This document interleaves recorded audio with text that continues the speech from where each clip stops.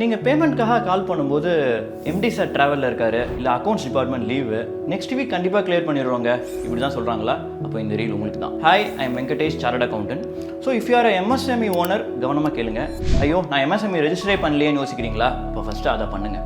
So இந்தியாவில் நிறைய small business ப்ராஃபிட்னால இல்லைங்க, பேமெண்ட் டிலேனால தான் ஸ்ட்ரகிள் பண்ணுறாங்க.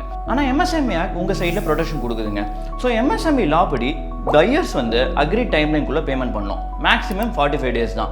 ஸோ அதை தாண்டி போச்சுன்னா இன்ட்ரெஸ்ட் ஆட்டோமேட்டிக்காக அப்ளை ஆகும். அண்ட் நார்மல் இன்ட்ரெஸ்ட் கூட இல்லை, compound interest at 3 times the RBI bank rate claim பண்ண முடியும். எப்படி பண்ணுறது?